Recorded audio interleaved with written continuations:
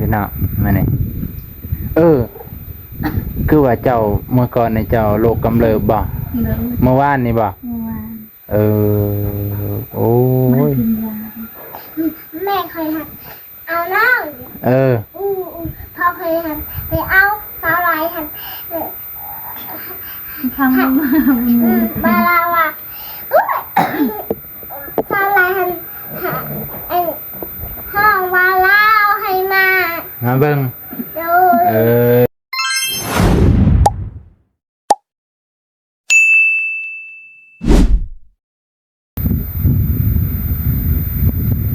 สบายดีพ่อแม่พี่น้องลุงป่าเบิดสุขุสุคนที่เคารพเส้นเก่าเส้นเคยมื้อนี้บ่าวนงกะมาเฮือนร้อยพ่อพี่น้อง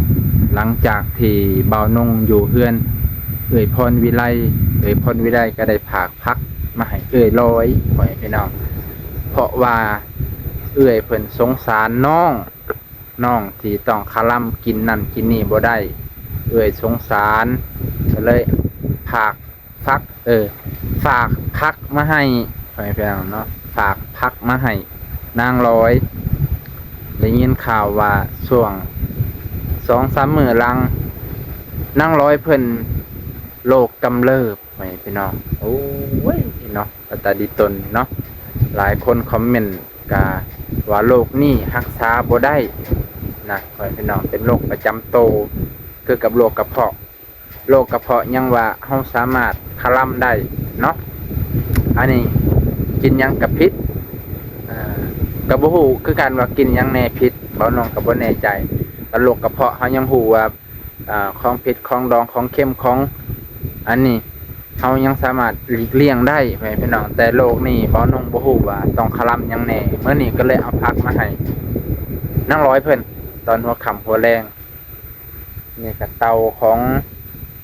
อ้ายบุญเกิงพี่น้องแล้วกับเตาสร้างเพิ่นก็ขึ้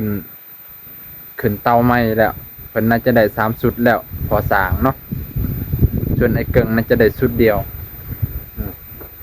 ยังบ่ทันเอาเข้าอยู่สุดที่2เนาะจังไดก็ขอขอบใจขอบพระคุณพ่อแม่พี่น้องลุงป้าสู่ขู่สู่คนที่ให้กำลังใจบ่ว่าจะเป็นติดตามกดไลค์กดแชร์และคอมเมนต์ให้กำลังใจบ่าวนงขอบพระคุณหลายๆเด้อไปพ่อแม่พี่น้องมื้อนี้ก็มากับคู่ใจมอเตอร์ไซค์คู่ชีวิตพ่อแม่พี่น้องโอ้ยนี่เด้พักนางร้อยพักพรฝากมาให้น้องโดยความเป็นห่วงของพี่สาวพ่อแม่พี่น้องเนาะเดี๋ยวความเป็นห่วงของพี่สาวเพื่อนกันได้ฝากมาให้นี่แหละเพื่อนว่าพี่น้องกันปองดองหักแพงกันพี่น้องเนาะถึงสิทีสิสัวสำได้กะย้ำเจ็บย้ำไข้ได้ป่วยกะบ่ถิ่มบ่ปะกันคือเก่าพี่น้องนี่แหละความหักของพี่สาวพี่น้องนะเอ้ามื้อนี้กะบ่ฮู้ว่ามีคนอยู่บ่เนาะนะเนาะมีคนอยู่บ่เด้เนาะ Hello Here are you me เบ้ยบอกภาษาอังกฤษใส่น้องลอยขออนุญาตขึ้นเฮือนเด้อมีคนอยู่บ่เนาะบ่มีคนอยู่พี่น้องจ๊ะก็แต่งตัวสวยแท้มื้อนี้ไผบ่าวลาวเสื้องามแท้มีเมื่อใดวานเมื่อวานนี่บ่าวลาวเอาเสื้อมาให้บ่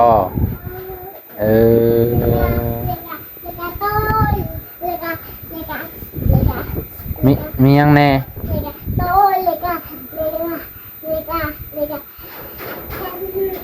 ไปโรงเรียนเลยค่ะไปโรงเรียนป้าเต้อพร้อมไปโรงเรียนแล้วบ่เจ้านั่นปึ้มก็มันเรื่อยมากปึ้มได้ชาได้แล้วยังบ่มีปึ้มบ่ย่าเดี๋ยวจะไหนลุงป้าเพิ่นซื้อมาให้ดอกก่อนอื่นกะส สบายดีเบิดสุขุสุคนสบายดีไอ้ร้อย สบายดี โดยสบายดีป้าลุงเนี่ยร้อย ไงบาลูกไงFC เอ้ยกูหูความแต่มันนี่สบายดีป้าลุงสบายดี FC ก็ตัวมันนี่แต่งตัวงามไอ้ร้อยกับนางร้อยกับใส่เสื้อใส่ผ้าดูดี เป็นกุลสตรีของลาวของแท้ไปพี่น้องมานี่คือว่าเจ้าเมื่อก่อนในเจ้าโรคกำเริบบ่ เลิก เมื่อวานนี่บ่ เมื่อวาน โอ้ ไม่ ย กินยา แม่เคยหันเอาน้อง อู้พ่อเคยหันไปเอาสาวลายหัน พังมา บาลาว่าสาวลายหันห้องบาลาวให้มา มาเบิ่ง ดู ถ่าย ห้องแห้งบ่ ดู มาเบิ่งแม่เจ้าตอนแม่เจ้าล้มนะบ่ ดู โอ้ นั่งไหน นั่งบ่ นั่งอุ้มกันหน่อย อุ้มน้องไว้ตอนนั่งน่ะแล้วก็ให้ล้มเลย บ้าไปเป็นนะมันล่มเลย ล้มไงจังสิ มันเป็นนี่เลยนะคะ ไงหลังจังสิ เป็นนี่เลยเป็นนี่เลยปักนี่เลย เจ้าก็อยู่น้ำแม่บ่ตอนน่ะ เฮ็ดเต่าอันเด็ก เออ เต่าเย่เต่า เย่เต้า ทาน เฮ็ดทาน หนาวผลิตเอง อ๋ออันเอาทานใส่กระสอบนะบ่ เอาท่าน หัวใจกระสอบตอนข้าว เลย ตอนค่ ตอนมันพยัง ำตอนเที่ยงโอ้ ไปเบิ่งเดือนนั้นเด้อ ยังทานนะ ท่าน เบิ่งยัง เบิ่งว่าท่าน ฮะเบิ่งยังอร่อย นั่น ยังนั่น เด็ก ทาน มักแตงบ่ เต็งน้อยๆจำ อ๋อลืม อันนั้นสะเลเด็กก็สะเลปลาไหล มักซาลี่กับมากมันมีหยับนองมีคอยหยาบ ฮะ มันเพ็กเห็ดนองเลย เป็นยังคือเห็ด หูนี่ยอกนะทำดูเห็ดนองโหดตีนองคอย อย่าเห็ดน้องแห้งเด้อนี่ คอยเป็นยา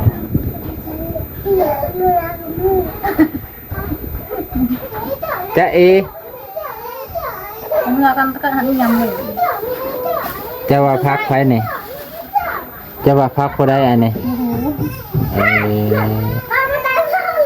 มาพี่นี่ เดี๋ยวตกมาแล้วเนี่ย มาพี่ เลือกเนี่ย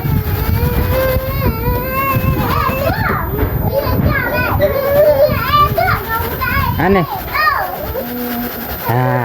เห็นมั้ยนี่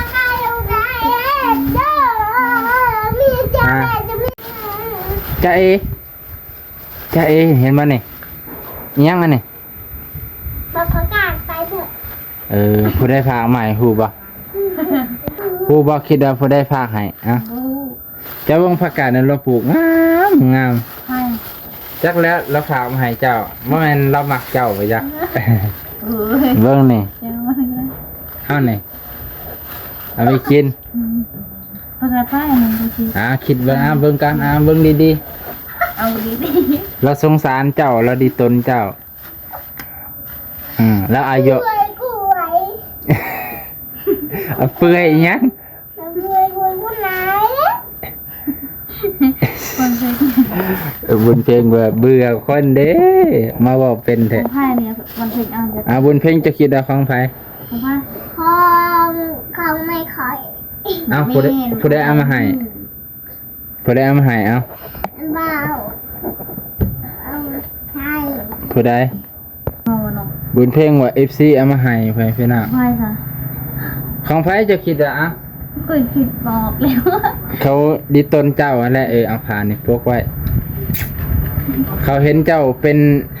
เจ้าโรคกำเริบเมื่อวานเนี่ยโอ้ยเราคือสิคลัมเจ้าคลัมมียังแน่ อะไรพลังยัง โอ้ อันนั้นจะกินมาเลย กินมาเลยของเจ้านั่นแหละมาให้เราฝากมาให้คอย บอก บ่ได้เอ่ยเจ้า คนมาหน่อย แสดงว่าเอ่ยพ่อในแพงเจ้าอยู่ซั่นเนาะ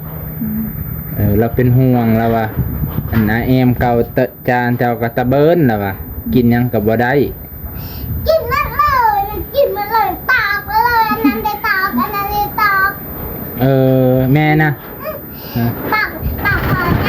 ตอกเด็ดเลย เออ เอาใส่ตุ้ยใส่ตักนึ่งเอาใส่ตู้ เนี่ยเรื่องที่ผิดมาเห็ดอยู่ใน ป นี้ ลาคอยใหญ่ก็กิน กินได้ กินดิบ กินเด็ดเอาใส่ตักจำเลยกินมือเอาใส่ตักจำ เออ ใส่เด้อ บุญเพลงบนให้แม่แล้วแม่กินเบิดทุกอย่าง อันนี้มากันจะหลับติเอ๊ะค่ะหนูจะจับเองตอนเอ็ดตอนเอ็ดแล้วปังเอ็ดบึ้งเลย พิลึกนะอายาไหนเนาะ เดินยุ่งป้าน้ำหนำเดินยุ่งป้าน้ำหนำ เออ ก้อยกับเด็กทอดก้อยกับเด็กทอดติดเด็กทอดเอาเต้ไป เป้จังสั่นเนาะแม่จะนี่เก่งอยู่เลยน้ำลึกๆก็ลง อันนั้นเด็กเขาเรียกอันเด็กลูกอันซ้าย จ้ามันก็ตื่นเลย คันเจ้าบ่ได้กินยาคืนหนึงนี่ก็มันขึ้นรถบ่ ขึ้น โอ้ ถ้าเปลี่ยนยาใหม่ก็ได้ เปลี่ยนยาใหม่แล้ว เพื่อความไปซื้อเมื่อเช้านี้ โอ้ กูเลยคนหมายย่า พอแล้วบ่โชคดีเด้อ ไปแหละอ่ะพี่น้องเฮาก็สิได้ไปคือกัน ตอนนี้ก็หัวค่ำหัวแรงแล้วบ่น้องก็เลยมาหาเอ่ยร้อยเพิ่นพอดีเอ่ยพ่อนี่ไล่เพิ่นฝากอันนี้มาให้นั่นแหละพักกาดเดี๋ยวความเป็นห่วงของเอื้อยเนาะไปพี่น้องเอื้อยก็คือเอื้อยแหละเพิ่นกับสงสารน้องสาวว่าน้องสาวกับบ่มีหยังกินขลำหลายอย่างแน่จักขลำก็บ่ฮู้แหละเพิ่นก็ย่านว่า ที่หาผม เอื้อยย่านน้องหันได้ใส่เอาพักนี่ใส่กบใส่เขียดนะย่านน้องบ่มีใส่กบใส่เขียดไปพี่น้องเอ้ามื้อนี้ก็สิซ้ำนี่ก่อนไปพี่น้องลุงป้าบ่สุขสุขคนมื้อนี้เขาอยู่ดีไม่แห้งเจ็บอย่าได้ใครอย่ามีสุขภาพแข็งแรงเด้อบ่สุขสุขคนมื้อนี้ก็ขอตัวอำลาก่อนบ๊ายบายก่อนเด้อขอบใจบุญเพ่งบ๊ายบายบุญเพ่งบ่กล้าบ๊ายบายนะไปกันเด้อไอ้ลอยเด้ออยู่ดีไม่แห้งรักษาสุขภาพแน่อ่ะ